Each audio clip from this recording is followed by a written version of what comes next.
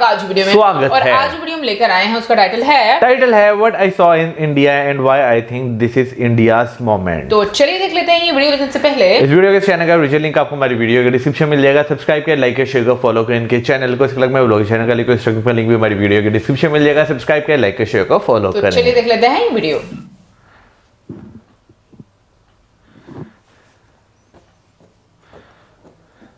हाँ भाई, तो I think I am live now. There 17 of you here.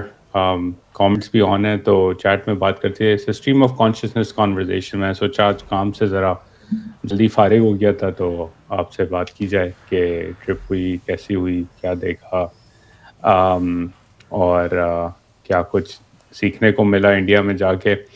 तो let me see, can you all hear me?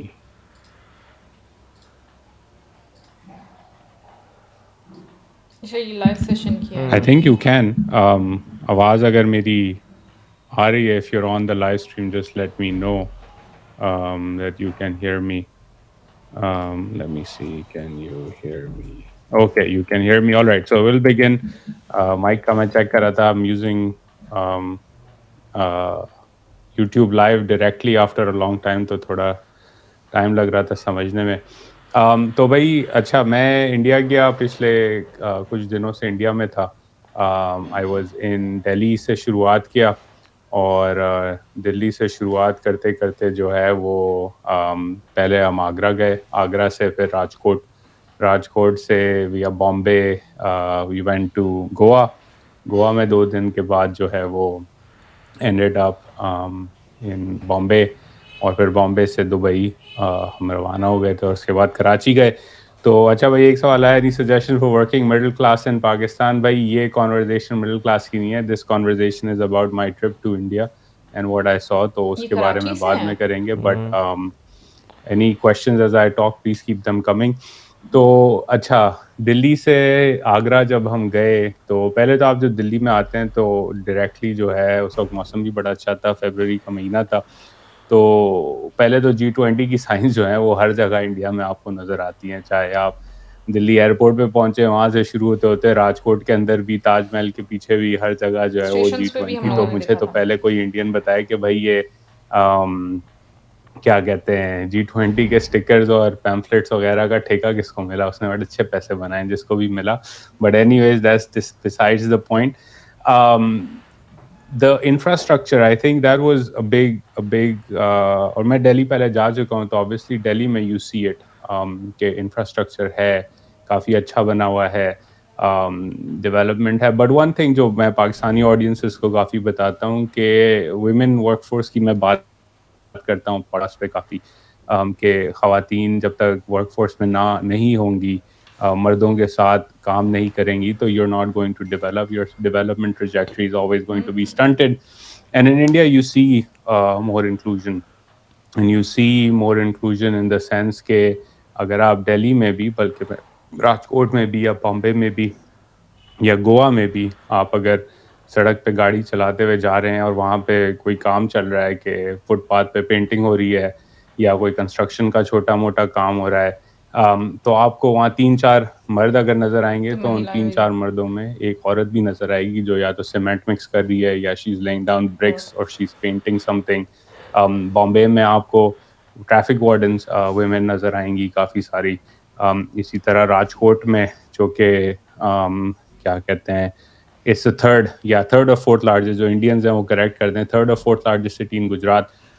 वहाँ आपको murals नज़र आएंगे to educate women, to empower women. You will see women all over in India driving scooters. तो वो आपको एक तरह से नज़र आता है as somebody who's grown up in Pakistan, as a big contrast compared to Pakistan is how many women are part of the workforce. In fact, जब हम बॉम्बे में थे, तो एक चीज़ जो देखने को मिली in particular वो थी कि जब आप शॉपिंग करने बुटीक्स में या लोकल स्टोर्स में या दर्जियों के पास देखते थे दुकान में, तो आपको वहाँ औरतें काम करते हुए नज़र आती थी।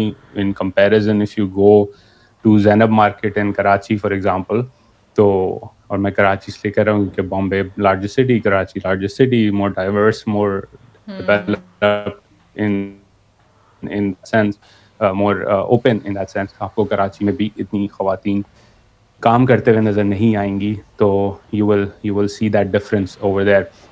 अच्छा, तो अब दिल्ली के अंदर वहाँ से ताजमहल जाने का जो रास्ता था, it's part of the Yamuna highway expressway.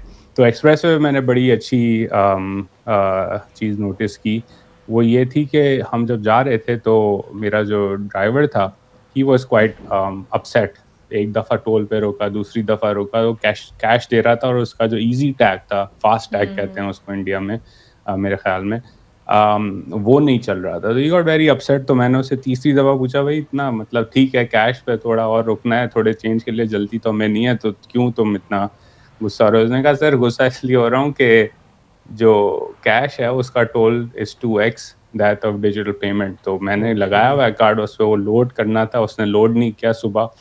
तो वो लोड, क्योंकि इसके साथ जो काम करता है शख्स, उसने लोड नहीं किया, तो उसको खुशी नहीं हो रही थी कि मैं क्यों 2x दूँ। तो all of the highways and I found out in India have been digitized in that sense कि it's mandatory to have fast tags in your car, और आपकी गाड़ी में अगर फास्ट टैग नहीं है तो you pay 2x। तो ठीक है, आगे गए, ताजमहल पहुँचे। अब ताजमहल जब पहुँचे आगरा के अंदर, तो पहली बात तो ये भाई आगरा के अगर कोई लोग सुन रहे हैं तो भाई आप लोग गाड़ी वैसे ही चलाते हैं जैसे कराची में लोग पागलों की तरह गाड़ी चलाते हैं। एक कोई वन वे से आ रहा है, कोई दूसरे वन वे से आ रहा है, कोई मतलब हॉर्न बजा के साइड से जा रहा है, कोई मोटरसाइकिल वाला गलत ओवरटेक कर, ऐसे लग रहा था कि भाई कराची में ही चला रहे हैं। दिल्ली में फिर भी because there is more traffic, थोड़े रूल्स ज़्यादा फॉलो किए जाते हैं, तो इट वाज़न्ट एज बैड। मतलब ट्रैफिक वही, हम चाहे इंडिया में हो, पाकिस्तान में हो, बांग्लादेश में हो, देसी चलाते गाड़ी एक ही तरह की हैं। ह्यूस्टन में भी अब तो ऐसा हो गया, जब मैं लास्ट टाइम गया था। तो आगरा में was very similar to Karachi in the driving, क्या कहते हैं, ट्रैफिक चलाने वाला। और हाँ, हॉर्न तो बजते रहते हैं, जैसे बंसल भाई ने यहाँ कहा कि भाई हॉर्न तो कम्युनिकेशन का तरीका है कि 3-4 तरह के अलग अलग हॉर्न बजते हैं। लेकिन जब ताजमहल पहुँचे तो पहले तो वहाँ उसका जो एरिया था it was very well organised कि आपका एक पार्किंग लॉट है, आप उससे आगे गाड़ी जा नहीं सकती, आपने उतरना है। वहाँ से एक इलेक्ट्रिक गाड़ी है जो आपको आगे ले जा सकती है 20 इंडियन रुपए दे के, या आप पैदल जाएं। तो वहाँ मुझे गाइड मिला। तो पहले मैं सोच रहा था यार गाइड जो है वो चूना लगाएगा या कुछ ना कुछ होगा, तो फिर उसने मुझे अपना QR कोड दिखाया। उसने कहा नहीं, हमारा ये रेट है और आपके साथ मैं चलूँगा, आपको दिखाऊंगा, और you know it's a legit organised thing. तो मैंने कहा ठीक है, मेरे पास पैसे हैं, चलते हैं आगरा ताजमहल देखने। तो उसने कहा आपके पास ई टिकट है? मैंने कहा नहीं भाई, ई टिकट नहीं है, कैश है और कैश दे के चलेंगे। उसने कहा भाई कैश की लाइन में क्या लगोगे, आओ मैं तुम्हें वेंडर के पास लेके जाता हूँ, तुम्हें ई टिकट करा देता है। तो वहाँ एक छोटा सा स्टॉल था, जैसे पाकिस्तान में या कहीं भी साउथ एशिया के मुल्क में आप अगर कोर्ट के पास जाएँ तो आपको फॉर्म लिखने वाले लोग मिलते हैं। तो वैसे एक बंदे ने अपना स्टॉल लगाया हुआ था, 3-4 उसके पास फ़ोन पड़े हुए थे और QR कोड्स थे। तो उसने कहा अच्छा टिकट चाहिए, इतने की होगी। उसने अपना फ़ोन खोला, मेरी डिटेल्स डाली, मेरी वाइफ की डिटेल्स डाली, और फिर कहता है कि अच्छा भाई इतने पैसे हो गए। तो मैंने उसको कैश दिया, उसने डिजिटल पेमेंट करके जो है वो टिकट ख़रीदी, और फिर मुझे कहता है अपना व्हाट्सएप नंबर दो। तो उसने मुझे मेरी टिकट जो है वो व्हाट्सएप पे ई टिकट भेज दी QR कोड के साथ। तो हम आगे गए लाइन में, सारे सिक्योरिटी जो चेक्स थे वहाँ पे QR स्कैनर्स थे, उन सब ने मेरा स्कैन किया, वाइफ की टिकट स्कैन की, और हमारा जो गाइड था उसका QR कोड स्कैन किया, ताकि रिकॉर्ड में आ जाए कि भाई इसकी दिहाड़ी आज लग चुकी है। टूर किया, टूर बड़ा ज़बरदस्त। I mean it's you know you think के ताजमहल तस्वीरों में देखने का होता है, अच्छा भाई कोई चीज़ें होती हैं तस्वीरों में अच्छी लगती हैं, एक्चुअल में आप थोड़ा सा डिसअपॉइंट होते हैं कि यार ठीक है देख लिया, चलो अच्छा है, चेक लिस्ट हो गया, but it really is a wonder of the world. और उसकी ऑर्गेनाइजेशन जहाँ वो की हुई है, जो क्लीनलीनेस है, जो मेंटेनेंस है, you can actually see that it's been taken care of quite well. तो वो टूर करके जब हम पीछे जो बाज़ार है ताजमहल की, वहाँ गए तो उन्होंने कहा भाई यहाँ आप ज्वेलरी ख़रीद सकते हैं, आपने कोई सोवेनियर्स लेने हैं तो आप वो ख़रीद सकते हैं। तो we went there and I kid you not, हर लोकेशन जो थी वहाँ पे, 2 चीज़ें stood out to me in Agra, in Delhi, in actually the whole trip as a Pakistani who travels to Pakistan quite often। और ये पाकिस्तानियों को समझने की, क्योंकि किसी ने अभी कमेंट भी किया था कि टैक्स सिस्टम बड़ा प्रोग्रेस कर रहा है, बिल्कुल। तो हर जगह आपको हर बैनर पे अगर दुकान है तो उसका GST नंबर नज़र आएगा। हमने जहाँ से ख़रीदारी की वहाँ ज्वेलरी स्टोर तक पे उसने आपको प्रॉपर पर्ची दी, उस पे GST नंबर लिखा हुआ था, रिसीट कट हुई, डिजिटल पेमेंट्स एक्सेप्ट हुई, कार्ड, QR कोड, फ़ोन पे, जीपे, व्हाटएवर यू हैव, UPI वो एक्सेप्ट होता है और ट्रांसपेरेंटली जो है ट्रांजैक्शन की जाती है। विच अगेन छोटी सी बात सुनने में लगती है, लेकिन ठीक है, अगर वो दुकान वाला जो है ऑन एवरेज सपोज कर लें 50% भी अंडर इन्वॉइसिंग कर रहा है, तो 50% वो फिर भी सरकार को टैक्स दे रहा है। और अभी आजकल जो पाकिस्तान में हाल है, हम सब देख रहे हैं कि टैक्स का कलेक्शन है ही नहीं और मुल्क में पैसे नहीं है, डेफिसिट पे डेफिसिट, कर्ज़ों पे कर्ज़े, और आप ट्रेडर्स पे टैक्स लगाने की बात करें तो हड़तालें हो जाती हैं। तो in India you saw actually कि सरकार जो है और जो टैक्स मैन है उससे लोग वाकई में डरते हैं और आपने जो है वो कंप्लाई करना है टैक्स के साथ। और हुकूमत इंडियंस कहते हैं कि भाई हमें इंफ्रास्ट्रक्चर इतना ज़बरदस्त नहीं दिया जाता है जितना हम टैक्स देते हैं। मेरे काफ़ी दोस्तों ने ही कहा, लेकिन मैं उनसे यही कह रहा था कि भाई फिर आप ज़रा इस तरफ आ जाएं, कभी आपको हम घुमाएंगे अपना मुल्क तो आपको नज़र आ जाएगा कि क्या होता है जब सरकार काम नहीं करती बिल्कुल भी। तो you saw that as well in Agra even at that time. एक और चीज़ जो ये डिजिटल पेमेंट्स की जो acceptance, you truly saw that digitisation across India. Bombay की मैंने कुछ तस्वीरें भी ट्विटर पे लगाई थी कि मोची के पास QR कोड था, पान वाले के पास QR कोड था, नींबू पानी वाले के पास QR कोड था, कचौरी वाले के पास QR कोड था। इनफैक्ट गुजरात में we went all the way down to a village of 3000 people, इसमें मैं बात करता हूँ अभी थोड़ी देर में, लेकिन वहाँ भी लोग डिजिटल पेमेंट्स एक्सेप्ट करते थे। वहाँ भी 4G LTE कनेक्शन थी। गांव में गोबर जला के फ्यूल इस्तेमाल होता था, LPG सिलेंडर्स भी थे, but people still used cow dung. You could see it in the village when I was walking, but digital payments थी। and so you that digitization जिसके बारे में हम न्यूज़ में सुनते हैं as a revolution, it truly is visible front and center in that sense. और हर जगह आपको QR कोड्स नज़र आते हैं और एक्सेप्टेबिलिटी है डिजिटल पेमेंट्स की। इनफैक्ट गोवा में एक बड़ा फ़नी सा सीन हुआ, हम बीच पे चल रहे थे तो हर बेसिकली बीच पे आपको शैक्स मिलेंगे जहाँ पे आप बैठ के जो है वो चिल कर सकते हैं, बीच पे थोड़ा खाना खा सकते हैं, बैठ सकते हैं। तो मैं उस वक्त I had forgotten some extra cash, लेकिन मेरे पास मेरा क्रेडिट कार्ड था, तो मैं एक शैक पे गया। मैंने सोचा भाई आप कार्ड तो लेते हैं ना इससे पहले कि मैं ऑर्डर करूं, और फिर पता चले कि भाई कैश नहीं है और बर्तन धोने पड़ रहे हैं। तो बंदा मेरे ऊपर हंसा, उसने कहा भाई अब तो गूगल पे सब चलता है, कोई मसला नहीं है, आप बैठ जाओ यहाँ पे, क्रेडिट कार्ड मशीन है। तो that digitisation you saw, and it's a super power in the sense के जब आप पेमेंट्स को डिजिटाइज कर देते हैं तो एक तरह से ऑटोमेटिक कंप्लायंस हो जाती है, आपकी इकोनॉमी की डॉक्यूमेंटेशन हो जाती है। It may not be full and it's not like India में कैश बिल्कुल ख़त्म हो गया, cash in circulation is still there, it's growing statistically. जो है डीमोनेटाइजेशन के पॉजिटिव्स कितने थे उस पर बहुत बहस होती है इंडिया में, but by and large you see digital payments everywhere, and that stood out in stark contrast. एक और चीज़ जो stands out in stark contrast as I was traveling in India also was airports पे the amount of air travel that has grown. Bombay में for example हम जब land हो रहे थे from Rajkot as a layover, तो द फ्लाइट गॉट डिलेड क्योंकि air traffic बहुत ज़्यादा थी। राजकोट के छोटे से एयरपोर्ट में जहाँ मतलब एक गेट है और जो है क्या कहते हैं, एक गेट है और एक गेट के साथ साथ जो है वो दो तीन फ्लाइटें चल रही हैं बैक टू बैक। तो वहाँ I saw more foreigners in that airport then frankly I see in और I saw in Karachi airport this time around. तो एक छोटा सा शहर, 2 मिलियन लोगों का छोटा सा एयरपोर्ट, उस एयरपोर्ट से होटल जाने का रास्ता छोटा सा road, 2 lane on each side, nothing fancy but optimal use, good use, a lot of interesting use. और हाँ वो कह रहे हैं कि Rajkot airport not fully function, नया वाला नहीं खुला है, पुराना वाला भी चल रहा है, नया वाला खुलने वाला है।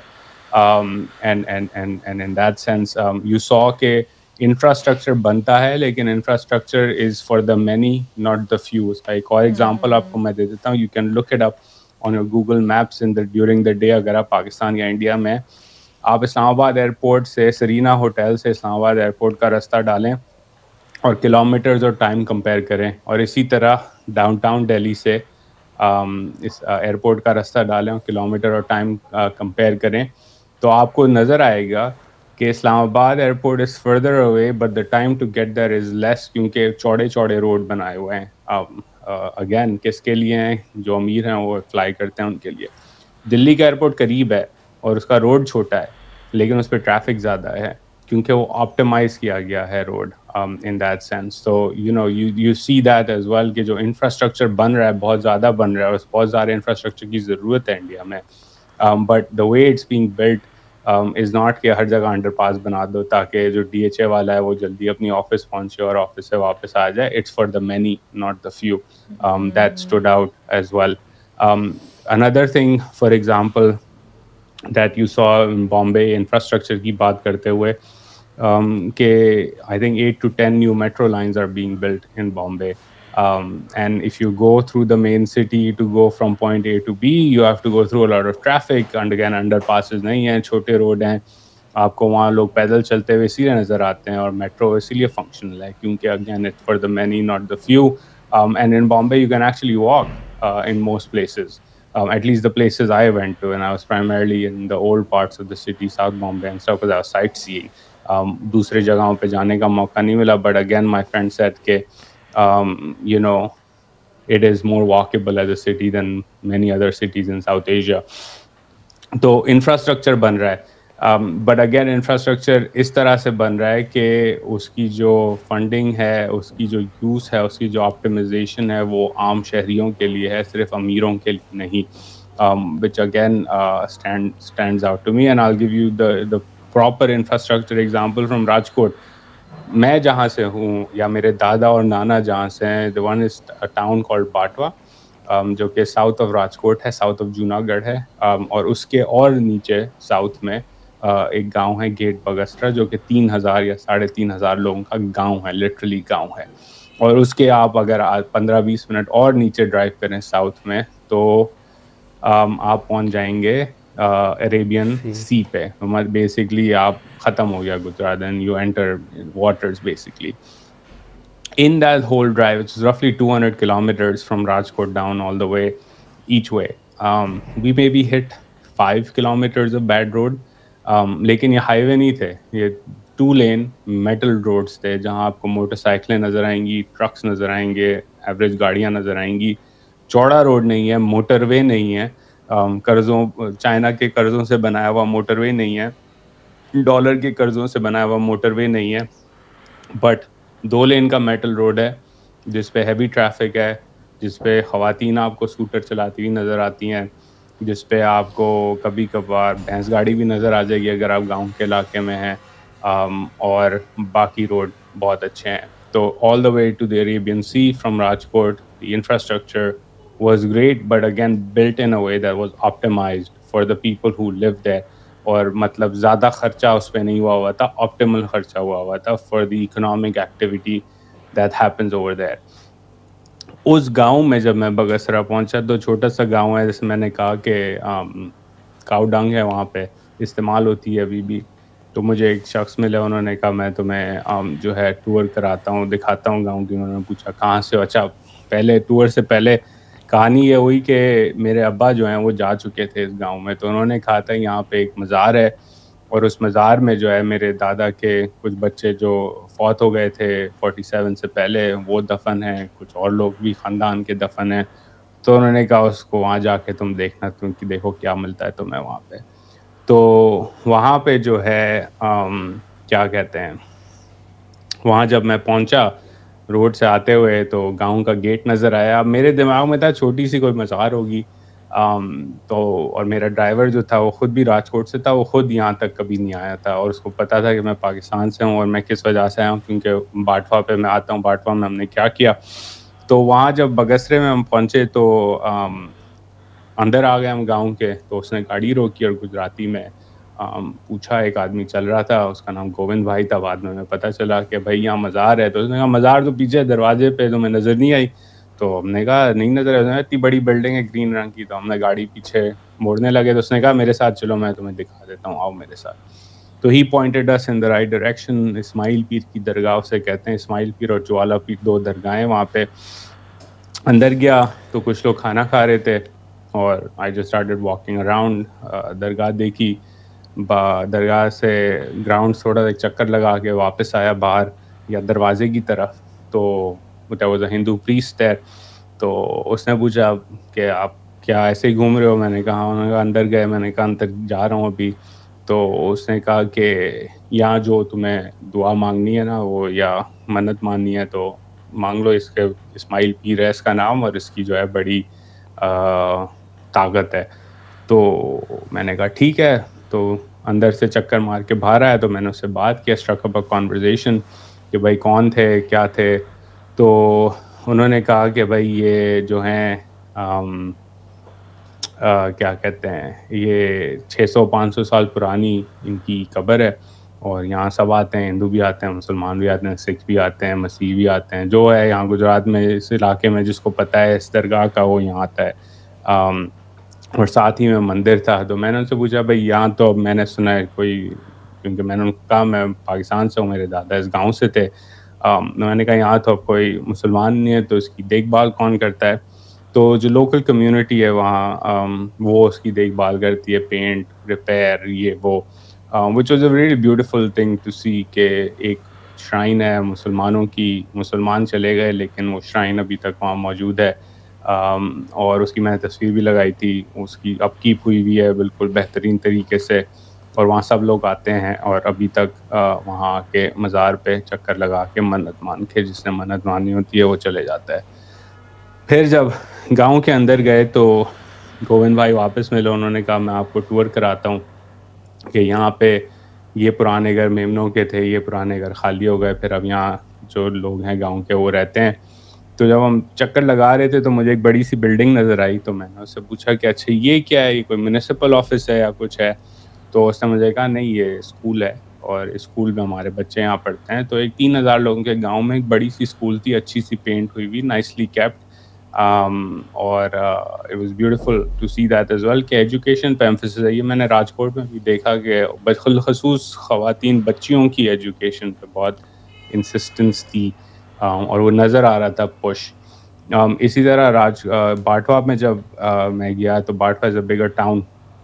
वहाँ पे I wanted to find the birth certificates of my grandparents. तो गया लोकल ऑफिस में, उनको कहा कि भाई मैं आया हूँ अमेरिका से, पाकिस्तानी हूँ, फ़ाइलें देखनी है। तो दे ऑल हेल्प मी। नीचे गए वो बेसमेंट पे, वहाँ से एक बड़ा थप्पा पुरानी फ़ाइलों का 1900 टू 1929 1930 तक वो लेके आए। तो उनको पहले लगा कि मैं इसलिए आया हूँ क्योंकि मुझे जो है वो क्या कहते हैं, I want to see the records for property, कोई इशू के लिए मुझे कॉपी चाहिए। तो फिर उनको कहा नहीं भाई ऐसे ही आया हूँ, मेरे दादा और नाना की रजिस्ट्रेशन यहाँ हुई हुई थी, यहाँ पैदा हुए थे इस इलाके में, तो सिर्फ देखने के लिए आया हूँ। तो उन्होंने बड़ी कोशिश की। और फिर मेरे दादा का जब नाम पूछा तो मैंने कहा उनका नाम अब्दुल सत्तार ईदी था। तो वो बड़े वो हो गए ना, चौंक गए, और अच्छी तरह से चौंक गए। उन्होंने कहा अच्छा तुम अब्दुल सत्तार ईदी वो वाले ईदी फाउंडेशन वाले? कहा नहीं साथ ही बड़े हुए थे, नाम भी सेम है, लेकिन वो वाले अब्दुल सत्तार ईदी दूसरे हैं और मेरे दादा दूसरे अब्दुल सत्तार ईदी थे। बट आई नो वो हमारी कम्युनिटी से ही थे, मेमनों के कम्युनिटी से थे। तो उन्होंने बड़ा, they remember him still, and that's the impact of Abdul Sattar ईदी एंड बिल्किस ईदी एंड दैट फाउंडेशन, कि आज तक उनको याद रखा जाता है बाटवा के अंदर, जहाँ मेमन अब इतने नहीं रहे, but people remember him, so that's his contribution to that part. तो वहाँ रिकॉर्ड नहीं मिला, लेकिन लोगों ने बड़ी मदद की। वहाँ से आगे बाटवा में गए, the old part of town, वहाँ पुरानी जामा मस्जिद है, वहाँ गए, वहाँ पे रेनोवेशन हो रही थी मस्जिद की। तो वहाँ के इमाम से मिला, वहाँ जो लोग काम कर रहे थे उनसे मिला। 4000 वो कहते हैं यहाँ पे मेमनों के घर होते थे प्री पार्टीशन, और काफ़ी सारे अभी तक as structures there still there. There are about a dozen old mosques in that area that are still there, and again some renovation work is being done, some are dilapidated, but overall a lot of that heritage still exists. तो ये था गुजरात। गुजरात से जो है वो क्या कहते हैं, हम गए गोवा, और Goa again is one of the most developed states in India in terms of human development, education, GDP per capita. लेकिन अगर आप गोवा के एयरपोर्ट से निकलें, और ये मैंने अपने पाकिस्तानी दोस्तों को भी कहा था कि if you are uncle from DHA elite class के, और मैं आपको अगर लेके आऊँ गोवा, तो आप रोड पे निकलेंगे तो आप कहेंगे अबे भाई ये तो कुछ भी नहीं है, गरीब सा इलाका है, छोटे छोटे रोड हैं, छोटी गाड़ियाँ हैं, क्या है यहाँ पे, कोई डेवलपमेंट नहीं है. Well, for those of you don't know, Goa earns about $11 to $13 billion a year in export earnings from tourism alone. So it is quite developed as a state. Everyone's educated. सबका level जो है वो एक तरह से ऊपर है.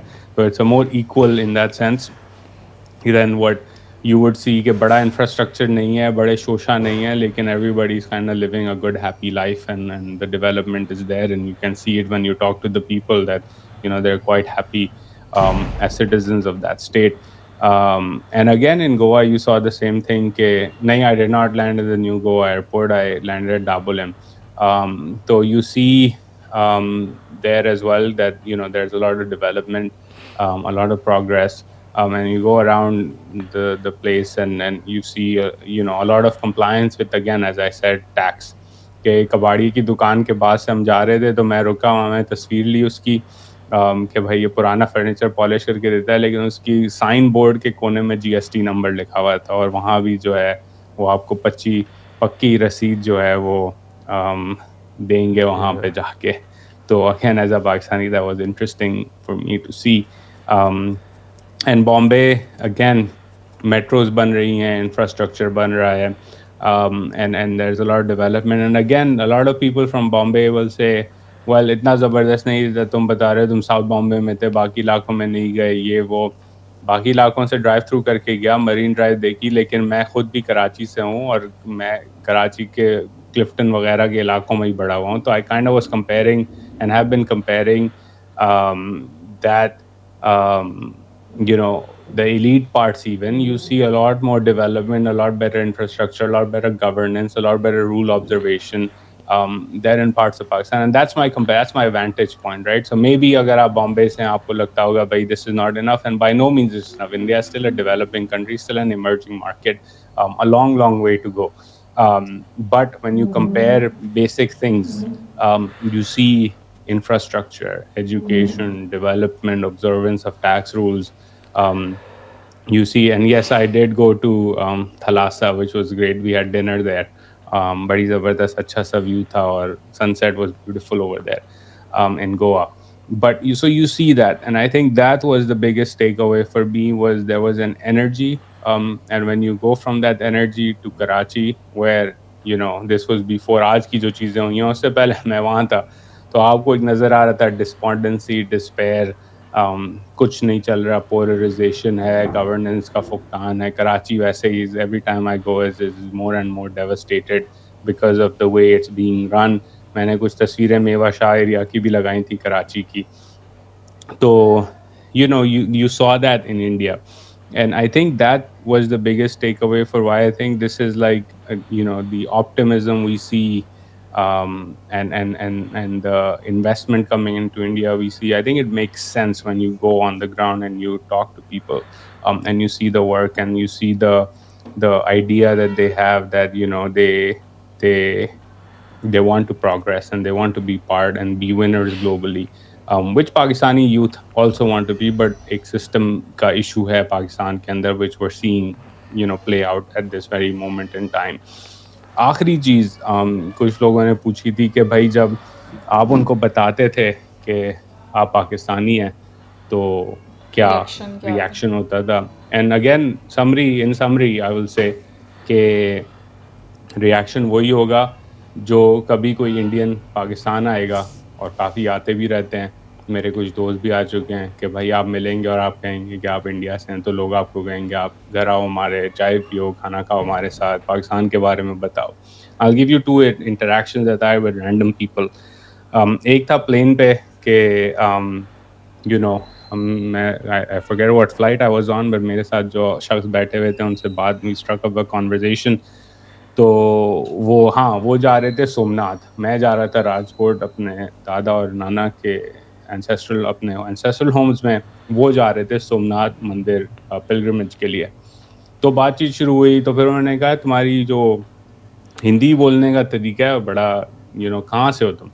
तो मैंने कहा मैं वैसे रहता अमेरिका में हूँ बट ओरिजिनली हम पाकिस्तानी, तो मैं उर्दू हम बोलते हैं। तो उसने कहा अच्छा तुम पाकिस्तान से हो तो क्यों जा रहे हो? तो बात चलती रही कि भाई दादा नाना वहाँ पैदा हुए थे तो देखने के लिए जा रहे हैं। तो again there was this concern concern था कि अच्छा पाकिस्तान में सुना सैलाब आए थे पिछले साल और न्यूज़ में मैंने देखा, तो बड़ा अफसोस होता है। तुम्हारे घर वाले ठीक है? मैंने कहा बिल्कुल ठीक हैं। उसने कहा कि काश हमारे हालात बेहतर होते तो इंडिया से भी लोग पाकिस्तान के लोगों की जो सैलाब आए उनकी मदद करते हैं। मैंने कहा बिल्कुल। फिर हमारी बात चलती रही, तो वही उन्होंने कहा कि वैसे तो हम कल्चरली, हिस्टोरिकली, लिंग्विस्टिकली एक ही हैं, and we've been sort of divided for various reasons, whether it's geopolitics, whether it's the tragedy of partition, whether it's all that has come between us over the last few decades. But at the individual level, even this random person I met, he was from somewhere in Uttar Pradesh, we sort of connected at a human level, right? And I think that was the consistent theme wherever you went, was that acha, you're from Pakistan, oh, like come on in, like have a conversation and all of that. No, I was not followed in India. None of that happened. So people were very friendly overall, and I think that's the final point I would like to make here is that overall, when you connect with people at a human level, when you see the humanity in each other, when you talk to them about their aspirations, your aspirations, how did you grow up, what kind of challenges you faced in a country like Pakistan, what kind of challenges they face in a country like India, 99% of the experience is the same. 99% of the aspirations and the ambitions are the same. 99% of the views on how things ought to be is the same. 99% of the societal connect, the cultural connect is the same. It's just that 1% that ends up dividing people from both countries, and that's a shame. And I think for a young country like Pakistan or India, मैं Pakistan में ये बात काफ़ी कहता हूँ कि half of the country was not even born when the nuclear tests were conducted in 1998. Just think about that. So to be handicapped by the legacy of colonialism, by the legacy of partition, by the legacy of war, by the legacy of terrorism, by the legacy of disputes that remain unresolved, it's a shame. And I think, again, as somebody who's 34, 35 years old, and many of you who are tuning in right now are young as well, that's the legacy we kind of have to get over if we're to sort of progress. Because, again, as I said, I traveled many parts of India, interacted with a lot of people, went all over. There's an energy, there's development, there's a hunger. There are things Pakistan can learn from the way India's developed. And then eventually, maybe one day, the political drama, the geopolitical drama will come to an end, and the countries will sort of have a more set of normal relations where people can go back and forth. ये बात मैंने अपने काफ़ी Indian दोस्तों को भी कही, पाकिस्तानी दोस्तों को भी कही कि भाई, my ancestral villages are in Indian Gujarat. My friends who I met in Delhi, their ancestral villages are in Pakistani Punjab. There are shrines that Pakistani Muslims would love to go to in Ajmer, in Nizamuddin Aulia, and all of that. In Ismail Pir, Bagasra ki jo shrine hai, a lot of Memans would love to go there. And there are temples in India where a lot of Indian Hindus would love to come. And Christians as well, and Muslims, because ये सारी चीज़ें fluid हैं. इस सब चीज़ों में जो है historically और अभी भी लोग जाते हैं. पाकिस्तान में temples हैं, पाकिस्तान में मज़ारे हैं जहाँ इंडियंस आना चाहेंगे. इंडिया में ऐसी साइट्स हैं हेरिटेज की, टेम्पल्स हैं, मज़ारे हैं जो पाकिस्तानी जाना चाहेंगे.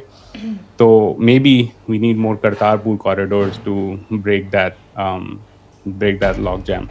But again, I'll conclude with this कि there is an energy in India. There is on the ground development you see in India.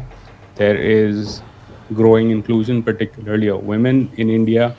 And there is this hunger in Indians that is, if this is not our moment and we don't take this moment, then shame on us. And Pakistan is going through a crisis, and as I say, crises are not permanent; they're temporary. They will get done.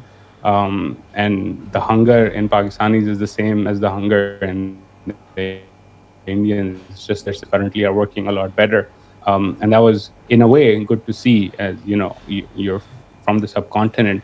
You would want the 1.5-2 billion people that call the subcontinent home, all of them, to progress, to put better food on the table for their family, to digitize, to grow, to be part of a global community. And I think that was good to see, that hunger in India. So I'll stop there, and I hope you enjoyed this takeaway. I did a longer conversation on this with Shahzad on his podcast, The Pakistan Experience. I think that'll be out in a few days. So check that out as well for more stuff, because we had a back and forth in terms of my experience there as well.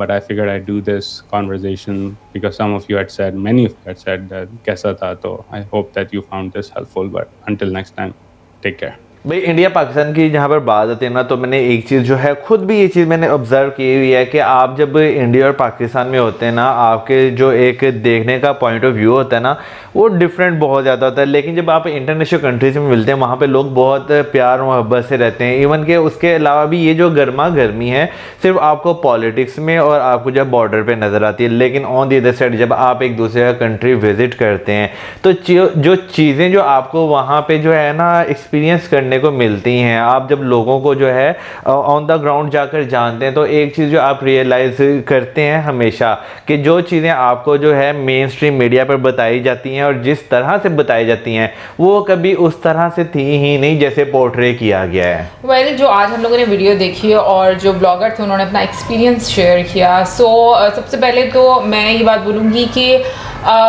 At least Pakistani लोगों को उन लोगों की जो बात मान लेनी चाहिए और सुन लेनी चाहिए जो कि पर्सनल एक्सपीरियंस करके आए। मतलब एक तो लोग कहते हैं ना कि मीडिया पर इस तरह से दिखाया जाता है, एक पोर्ट्रे कर दी जाती है, चीज़ प्रोपोगेंडा है, सब कुछ नहीं है, या इंडिया में भूख ज़्यादा है, पाकिस्तान में भूख कम है।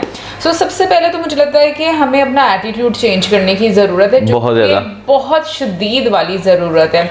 अब जितनी भी बातें उन्होंने की, हम लोगों ने अपने यूट्यूब जर्नी में जितनी भी वीडियोस देखी, हम लोगों ने ये चीज़ देखी। और पता है, जब भी आप बीइंग पाकिस्तानी वीडियोस देखते हो, हाँ, तो आपके जहन में ये चीज़ चल रही होती कहीं ना कहीं पर कि हमें क्या यहाँ पर ये सहूलत मिल रही है कि या नहीं मिल रही, क्या हमारे लोग इतने अच्छे तरीके से अवेयर हैं या नहीं है। और वही सब चीज़ें लैक करती हैं हमारे यहाँ पर। हालांकि बहुत सारी ईमेल्स हमें इस तरह भी ओवर द टाइम रिसीव हुई कि आप लोग कुछ ज़्यादा ही अप्रिशिएट करते हो चीज़ों को, इस तरह की चीज़ें होती नहीं हैं, दिखाई ज़्यादा जाती हैं, होती नहीं है। बट मेरे जहन में हमेशा ये बात होती है कि अगर आप वाकई में एक ट्रिप पाकिस्तान का मारें ना और यहाँ के लोगों को देखें, तो आपको आइडिया होगा कि इंडिया में चीज़ें बहुत बेहतर तरीके से हो रही हैं और इंडिया बहुत तेज़ी से प्रोग्रेस कर रहा है। इनफैक्ट सबसे इम्पॉर्टेंट चीज़ जो मुझे लगता है ना, इंडियन और पाकिस्तानी लोगों में जो सबसे बड़ा डिफरेंस है, पाकिस्तानी लोगों में मैं कहूँगी कि वो लोग अवेयर ही नहीं है चीज़ों से, और ना ही उनको कोई ख़ास इंटरेस्ट है कि वो चीज़ों के बारे में जाने, क्योंकि वो एक ही चीज़ से स्टिक है, जो कि हम लोग बहुत मरतबा डिस्कस कर चुके हैं कि हर चीज़ जो है वो रिलीजन से स्टार्ट होती है और रिलीजन पर ही आकर ख़त्म होती है। आप जब तक इस बाउंड्री से बाहर नहीं होंगे और सिर्फ जो लोग आपको जो चीज़ें डिक्टेट कर रहे हैं उससे परे हटकर नहीं सोचेंगे, चीज़ें कभी भी बेहतर नहीं होंगी। हालांकि आज की डिस्कशन में बहुत सारी चीज़ें ऐसी थी जो उन्होंने डिस्कस की। अगर हम लोग डिजिटल इंडिया की बात करें, हम लोगों ने बहुत सारी योजनाएं देखी, बहुत सारी वीडियोस देखी हैं इस पर, और उसका मुंह बोलता सबूत जो है वो ये कि एक मोची के पास भी आपको QR कोड जो है वो नज़र आता है कि आप उसको स्कैन कर सकते हो, फिर GST नंबर है वहाँ पर। फिर उसके साथ साथ जो एक मैं चीज़ बोलूँगी, बाकी सब चीज़ें मैं अगर एक तरफ कर दूँ तो responsible as a person, as a citizen मैं आपको बताऊँ जो एक मुझे डिफरेंस सबसे बड़ा लगा वो ये कि वहाँ के लोगों में ये सेंस ऑफ रिस्पॉन्सिबिलिटी है कि कोई इंसान किसी भी फेथ से, कम्युनिटी से, एटलीस्ट वो किसी की जो सीक्रेट प्लेसेस हैं उनको डिस्ट्रॉय नहीं करते। इवन पार्टीशन के इतने सालों के बाद भी, जैसे उन्होंने एक example the. On the other side अगर हम पाकिस्तान में देखें तो पाकिस्तान में पार्टीशन के टाइम पर माइनॉरिटीज़ के जो एक नंबर था और जो टेम्पल्स थे वो अब से लेकर उनमें कितनी गिरावट आई है, आई थिंक ये अपने आप में एक बहुत बड़ी हम कहेंगे कि हकीकत है कि जो अगर पाकिस्तानी इसके बारे में सोचना शुरू हो जाए ना, तो मुझे लगता है कि बहुत सारे सवालों का उनको जवाब मिल जाए। यार मैं अगर यहाँ पे पाकिस्तान में खासतौर पर सबसे पहले मैं डिजिटल पेमेंट्स की बात करना चाहूँगा। पाकिस्तान में तो डिजिटल पेमेंट्स का कॉन्सेप्ट कोई इतना ज़्यादा है नहीं, बहुत कम लोग हैं जो इस चीज़ से अवेयर हैं, यानी कि मेजॉरिटी ऑफ पॉपुलेशन जो है ना वो डिजिटल पेमेंट पे एक तरह की जाती ही नहीं है। ज़्यादातर जो है वो मैनुअल तरीका जो अभी चलता आ रहा है पूरी दुनिया में वही, इवन कि आप किसी को कहेंगे ना कि यार बैंक ट्रांसफ़र ले लो तो ज़्यादातर लोगों की कोशिश ये थी नहीं यार हमें कैश ही जो है ना वो चाहिए, ठीक है ना। ऑन दी अदर साइड बाकी पाकिस्तान में खासतौर पर मैं पंजाब में अगर बात करूँ तो पंजाब में आपको माइनॉरिटी जो है वो बहुत कम देखने को मिलती है। इवन कि बड़े बड़े शहरों में भी बात करें ना तो बड़े बड़े शहरों में भी आपको बहुत कम लोग देखेंगे। कुछ माइनॉरिटीज़ तो ऐसे हैं, जैसे जैन्स की बात करें, पारसीज की बात करें, तो मेरा ख्याल है कि वो तो बिल्कुल ही नहीं ना आपको देखने को मिलती। चले हिंदू हो गए या सिख हो गए या क्रिश्चियन हो गए, वो फिर भी आपको जो है ना थोड़ा बहुत जो है यानी कि जो जैसे जैन्स और पारसीज के साथ मैं जो है कंपैरिजन कर रहा हूँ तो उनके मुकाबले में फिर भी हैं। लेकिन जो है हाँ जो सेक्रेड प्लेसेस हैं मैं उनकी बात करूँ तो जिस तरह ख्याल रखा जाना चाहिए था, जिस तरह उन्हें प्रिजर्व किया जाना चाहिए था वो नहीं किया गया। मैं यहाँ पे खाली शहर के अंदर वालों की बात नहीं करूँगा, शहर के बाहर भी, यानी कि अगर मैं जेहलम सिटी की बात करूँ तो उसके पास कुछ अरसा पहले अप्रॉक्सीमेटली कोई दो महीने पहले मैंने एक मंदिर देखा था जो कि काफ़ी सेक्रेड भी माना जाता है। और अगर उसकी मैं कंडीशन की बात करूं तो वो बिल्कुल ऐसे जैसे अब जो है ना वो खंडर बन चुके हुए हैं, ठीक है ना, लेकिन अभी भी स्टिल वो अपनी जगह पर कायम हैं। तो गवर्नमेंट चाहे तो उन्हें रेनोवेट कर सकती है, उन्हें जो है बेहतर कर सकती है। पाकिस्तान के अगर सिंध प्रोविंस में देखा जाए तो आपको जो है एक वहाँ की पॉपुलेशन में मेजर चंक नज़र आता है हिंदू लोगों का, तो आप जो है कोई एक ऐसी ऑर्गेनाइजेशन बनाकर वो उनके हवाले कर सकते हैं, उनके अंडर कर सकते हैं। लेकिन फिर वहीं पे चीज़ आ जाती है कि भाई ना गवर्नमेंट इस साइड पे कोई ध्यान देती है ना लोगों का इस साइड पे कोई ध्यान है। हम ये चीज़ तो चाहते हैं कि भाई किसी ऐसे कंट्री में जाकर जो है वहाँ पर हमें जो है नमाज पढ़ने के लिए मस्जिद तो मिल जाए, लेकिन ऑन दी अदर साइड वो लोग ये कभी नहीं सोचते कि भाई हमारे मुल्क में जो माइनॉरिटीज़ रह रही हैं उनके लिए भी एक ऐसी प्लेस होनी चाहिए, एक ऐसी जगह होनी चाहिए कि भाई वो अपनी मर्ज़ी के मुताबिक वहाँ पर जो मर्ज़ी कर सकें, ठीक है ना। जैसे कि अगर रिसेंट टाइम से बात करें, इस्लामाबाद में जो है जो राम मंदिर का एक बहुत बड़ा इशू जो है वो बन चुका था, ठीक है ना। तो मेरे मुताबिक वो कभी वो इशू बनना ही नहीं चाहिए था। पाकिस्तान की मेजॉरिटी पॉपुलेशन को ये चीज़ सोचनी चाहिए थी कि भाई ठीक है अगर वो डिमांड कर रहे हैं उन्हें वहाँ पर बनाने देनी चाहिए, क्योंकि अगर इस्लामाबाद जो है वो पाकिस्तान की बाकी पॉपुलेशन का कैपिटल है तो उनका भी कैपिटल है। लेकिन ये भी तो सोचने वाली बात है ना, कितने लोगों को पता है कि इस्लामाबाद का पहला नाम जो था वो रामकुंड था। ये भी तो हमें अपनी हिस्ट्री के साथ इंट्रोड्यूस ही नहीं करवाया गया। तो लोगों को जब इंट्रोड्यूस ही नहीं करवाया जाएगा तो डेफिनेटली वो इसी तरीके से ही बनेंगे जैसे वो आज के हैं। बट बहुत सारी बातें हैं जो मैं कर सकती हूँ, लाइक मुझे हंसी भी आती है उस चीज़ पर, जैसे मौज़म ने ये बात बोली कि हम लोग क्योंकि अक्सर घर में भी ये बात करते हैं कि आप दूसरे कंट्री में जाते हो तो वहाँ पर आपको जो है वो नमाज भी पढ़नी है, मस्जिद भी होनी चाहिए। लेकिन क्योंकि पाकिस्तान में वो पाकिस्तान है तो वहां पर मंदिर नहीं बन सकता, ठीक है। लेकिन अगर आप दूसरे कंट्री में जा रहे हो वो तो फिर पाकिस्तान नहीं है, तो फिर वहां पर आप मस्जिद कैसे बना रहे हो। तो मुझे इन बातों की समझ नहीं आती। बहुत सारी चीज़ें हैं, मुझे लगता है जो कि आप डिबेट करने पर आओ तो आप कर सकते हो, लेकिन आई थिंक लोगों में शऊर आना चाहिए। शऊर कैसे आएगा?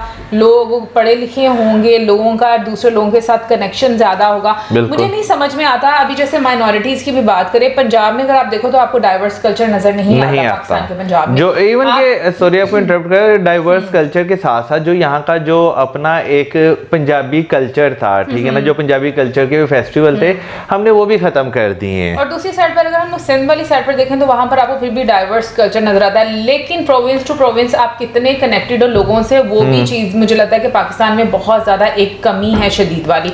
और इसके साथ साथ मैं एक चीज बोलूंगी कि जो एक पॉइंट बीच में हाईलाइट किया गया जो कि मुझे लगता है कि हर पाकिस्तान को समझने की ज़रूरत है, और अभी आकर शायद कुछ लोग जो हैं वो इस चीज़ को अंडरस्टैंड भी कर रहे हैं कि हर चीज़ एलीट के लिए नहीं है। एक मेजर डिफरेंस जो आपको उनकी डिस्कशन में नज़र आया कि पाकिस्तान में हर चीज़ जो है वो एलीट के सहूलत के मद्देनज़र जो है वो बनाई जाती है, जबकि इंडिया में चाहे वो एलीट है चाहे वो एक आम व्यक्ति है, उन दोनों के लिए बराबर की आपको सहूलत जो है वो मिलेगी। जब आप इक्वलिटी आपको नजर आएगी ना, तो आपके सोसाइटी में आपको प्रॉब्लम भी कम नजर आएगी। फिर वुमेन एम्पावरमेंट, मैं बोलती हूँ कि वुमेन एम्पावरमेंट बहुत ज्यादा जरूरी है। आपको इंडिया में जितनी फ्रीडम नजर आती है, प्रॉब्लम ये ना कि पाकिस्तान में लोगों की मेंटालिटी इस तरह से बना दी गई है ना कि जो एक दो वाकयात होते हैं ना वो हर जगह पर होते हैं। पाकिस्तान में ये है कि पाकिस्तान में हमेशा कारपेट के नीचे जो गन वो डाला गया, कभी इसको एक्सपोज किया ही नहीं गया कि हमारी खुद की कंट्री में कितना गंदा है। लेकिन हमारे नेबर कंट्री में क्या हो रहा है, हमें उसमें ज़्यादा इंटरेस्ट रहा है, जिसकी वजह से मुझे लगता है कि ये हमें खमियाजे जो हैं वो भुगतने पड़ रहे हैं। और शायद जो लोग थे जो कि इतने विजनरी नहीं थे, जिन्होंने लोगों को इस तरीके से रोबोटिक बनाया, मुझे लगता है कि उन लोगों की भी गलती ये रही है कि उन लोगों ने लोगों को अपने मुताबिक बनाया। उनको लगा कि शायद लोग ऐसे ही रहेंगे, आगे कोई डेवलपमेंट नहीं होगी, क्योंकि उनकी खुद की जो हम कहेंगे सोच है वो इतनी ज़्यादा बड़ी नहीं थी। तो मुझे लगता है कि आज के टाइम में भी अगर मैं देखूँ, और सिर्फ आज की बात नहीं है, मतलब मैं अगर अपने बचपन में भी देखूं तो मुझे याद है कि हम लोग एड्स देखा करते थे इंडिया के, जहां पर स्कूटी के एड्स आया करते थे और लड़कियां स्कूटी वो चलाया करती थी। पाकिस्तान में अब आकर आपको ये ट्रेंड जो है वो देखने को मिल रहा है। और हाँ, एक चीज़ मैं बोलूँगी, ये सिर्फ बड़े शहरों में है, ये अब आपको बहुत मतलब छोटे छोटे शहरों में अभी भी ये चीज़ नज़र नहीं आएगी। बड़े शहरों में लोग इस चीज़ को काफ़ी हद तक एक्सेप्ट कर चुके हैं और अप्रिशिएट भी करना शुरू हो गए हैं। चाहे लड़कियाँ साइकिल चलाती हैं, वो स्कूटी चलाती हैं, और इस तरह से भी है कि मतलब हाँ, कुछ लोगों को हैरानगी भी होती होगी जो कि बाहर से मतलब जो छोटे शहरों से लोग आते होंगे, क्योंकि जैसे ही आप साउथ पंजाब वाली साइड पर जाते हो आपको बहुत एक डिफरेंट एनवायरनमेंट और डिफरेंट लोग देखने को मिलते हैं। आपको पता चलता है कि किस तरीके से लोगों को पीछे एक रखा गया है। दूसरा, अगर हम लोग बात करें, जैसे श्राइन्स की बात की गई, तो मैं ये एक बात बोलूँगी कि अगर देखें, जैसे अभी होली का फेस्टिवल आने वाला है, लाहौर में होली नहीं खेली जाती, ठीक है, लाहौर में दिवाली नहीं होती। हालांकि होली का जो एक फेस्टिवल है वो मुल्तान से स्टार्ट हुआ था, ठीक है, और उसके बावजूद अगर आप आज मुल्तान को देखो तो वहां पर मुझे लगता है कि इस चीज को शायद क्या, मुझे नहीं लगता कि कोई शायद सेलिब्रेट भी करता हो। नो आइडिया, क्योंकि हम लोग कभी वैसे मुल्तान नहीं गए, बट मैंने कभी सुना भी नहीं इसके बारे में। हाँ, लाहौर में आकर अब मुझे लग रहा है कि फिर भी आपको एक दो जो जगहों पर आपको होली के मे बी प्राइवेट, ये मैं ये नहीं कहूँगी बहुत लेवल पर नहीं, लेकिन ये कि अब एक स्टार्ट होना शुरू हो गया है। बट ये चीजें हमेशा से होनी चाहिए थी, ये हमारा कल्चर है, मुझे लगता है कि इससे हम लोगों को दूर रखना चाहिए था। हालांकि इनिशियल डेज में आप पाकिस्तान के जो फेस्टिवल्स थे उनमें देखें तो आपको दिवाली और होली का फेस्टिवल जो है उसकी छुट्टी देखने को नज़र आती थी, लेकिन टाइम के साथ साथ जो है वो चीज़ें इस तरह जो है ख़त्म की गई कि लोग जो है ना वो, यानी कि अब की जनरेशन की बात करें, वो पहले वाली जनरेशन को शायद फिर भी याद हो जो अब बूढ़ी हो चुकी है, लेकिन अब की जनरेशन की बात तो उन्हें जो है बिल्कुल इस चीज़ का आइडिया नहीं है। हाँ, लेकिन ये चेंज जो है आपको अब आकर थोड़ा बहुत जो है बड़े बड़े शहरों की सोसाइटीज़ में, खासतौर पर लाहौर और इस्लामाबाद को यानी पिंडी को यहाँ पे कंसीडर करना चाहूँगा, क्योंकि कराची की बात करें तो कराची तो शुरू से लेकर अभी तक होली का फेस्टिवल, दिवाली का फेस्टिवल तो वो सेलिब्रेट करता आया है। लेकिन अब आकर देखें तो आपको जो है लाहौर में भी और पिंडी में भी जो है ये चीज़ आहिस्ता आहिस्ता दोबारा जो है नज़र आती हुई जो है वो दिख रही है। इसका ये फ़ायदा कि चलें यार थोड़ा देर से सही, लेकिन बाकी शहरों में भी इसका टाइम टू टाइम इम्पैक्ट आपको नजर आएगा। वैसे मुझे लगता है ना कि पाकिस्तान की एलीट को चेंज करने की जरूरत नहीं है, क्योंकि वो ऑलरेडी सब कुछ जानती है और वो अपने तरीके से लोगों को हैंडल कर रही है। जो ग्राउंड रियलिटी है ना, जो नीचे से लोग हैं, जो हमारे जैसे लोग हैं, मुझे लगता है, और जो मैं कहूँगी कि एक ऐसा तबका जो middle class, lower middle class, या ऐसा तबका जो ज़्यादा पढ़ा लिखा नहीं है, उनको सही करने की ज़रूरत है। क्योंकि जब उनकी, मुझे लगता है कि अच्छे तरीके से आप ये कहें कि चीज़ें उनको समझाई जाएंगी और उनमें फ्लेक्सिबिलिटी लेकर आई जाएगी, तो मुझे लगता है कि चीज़ें ऑटोमेटिकली सही होना शुरू हो रही हैं। क्योंकि ये जो एक सर्टन एलीट क्लास है जो कि पाकिस्तान को रन कर रही है ना, मुझे लगता है कि ये, क्योंकि इन्होंने अपने तरीके से लोग बना दिए हुए हैं और ये उन्हीं की बेस, ये लोग उनकी स्ट्रेंथ बन गए हुए हैं कि जब भी कोई प्रोपेगेंडा बनाना होता है या कोई चीज़ करनी होती है या आपकी तरक्की की तरफ नहीं एक हम कहें कि तवज्जो लेकर आनी होती है, तो वो अपने तरीके से जो चीज़ें हैं वो चलाना शुरू हो जाते हैं। इंफ्रास्ट्रक्चर पाकिस्तान में बहुत बुरी हालत है इंफ्रास्ट्रक्चर की। इनफैक्ट मैं एक बात बोलूँगी कि मुझे जो सबसे एक जो मैं कहूँगी ना मेरे दिल को बात लगी है, वो ये कि जो पाकिस्तान में मुझे शदीद वाली एक कमी नज़र आती है इन सालों में चीज़ें देखने के बाद, वो है उस वाइब्रेंस की, जो मतलब उन्होंने कहा ना कि इंडिया में एक एनर्जी है। सो आप जाते हो ना तो हर जगह की एक एनर्जी होती है। हम लोग जब यहाँ पर बाहर जाते हैं ना मुझे एनर्जी नहीं फील होती, मुझे वो वाइब नहीं आती। मैं अक्सर मौसम से बात करती हूँ, मुझे बाहर जाकर अच्छा नहीं लगता यहाँ। मैं खुद हालांकि इनसे कहता हूँ कि मैं बाहर जाता हूँ ना, सारी चीज़ें सेम उसी तरह की हैं, आप देख के वापस आ जाओ, कुछ आपको नया देखने को नहीं मिलता तो आप थक जाते हो। अच्छा, एक और चीज़ जो है ना, हमारे यहाँ पे जो एक पुरानी कहावतें जो हैं वो हम पे इस तरह लोगों के दिमागों पे इम्पोज कर दी गई है ना, कि अगर इंसान कुछ नहीं ना कर सकता तो वो उन्हीं कहावतों को लेकर जो है बैठ जाता कि यार ये जो है ना मेरे साथ इसी तरह में। हालांकि मैं अगर यहाँ पे बात करूँ तो डॉक्टर विवेक बिंद्रा जो हैं, जैसे उनका जो कपिल शर्मा शो में आकर उन्होंने कहा था पुरानी बातों को अगर आप चेंज करेंगे तो आप कुछ करेंगे, ठीक है ना। और बीच में 2-3 एग्जांपल्स भी दी थी।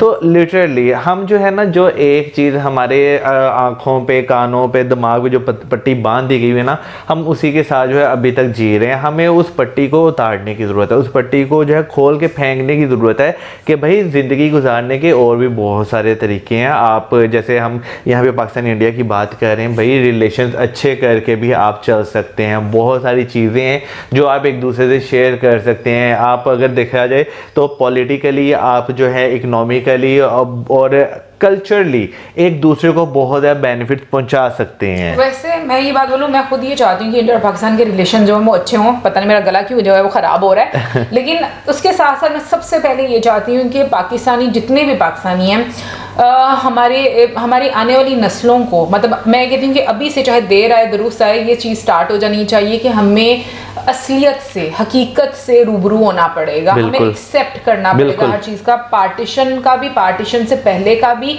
क्या कौन से लीडर्स से, हमारे एक्चुअल लीडर्स कौन हैं और हमारा कल्चर क्या है, हमें इन सब चीज़ों को एक्सेप्ट करना पड़ेगा। मुझे लगता है कि फिर चीज़ें जाकर ठीक होंगी। और जब तक आप इन चीज़ों को मतलब एक्सेप्ट नहीं करोगे, आपके अंदर फ्लेक्सिबिलिटी नहीं आएगी, मुझे नहीं लगता कि आपकी जो चीज़ें हैं या आपकी जो आदतें हैं या बातें हैं, आपके रिलेशन जो हैं वो सही हो सकते हैं। सो मैं मतलब बीइंग अ पाकिस्तानी मैं ये चीज़ समझती हूँ और मैंने ये चीज़ ऑब्जर्व की है लोगों में, कि लोगों में गलत फहमियाँ इसी वजह से है क्योंकि उनको हिस्ट्री बहुत ज़्यादा डिस्टॉर्ट करके पढ़ाई गई है। उनके अंदर इतनी ज़्यादा प्रॉब्लम्स क्रिएट कर दी गई हैं, गलत फहमियाँ बना दी गई हैं और अब उनको इतना इंटॉलरेट कर दिया गया है कि वो चीज़ें जो हैं वो एक्सेप्ट करते ही नहीं है। बट हाँ, मैं ये ज़रूर चाहूँगी कि आने वाले टाइम में लोग, जैसे अब एक सोशल मीडिया का दौर है और लोग पॉडकास्ट करते हैं, लोग वीडियोस बनाते हैं, अपनी ओपिनियन रखते हैं, तो बहुत सारे ऑप्शंस हैं हमारे पास चीज़ें जानने को। बाकी आप ज़रूर बताइएगा कि आपकी क्या ओपिनियन इसके बारे में। और इसी के साथ हमें ज़्यादा हमारे video like, subscribe, share, good bye.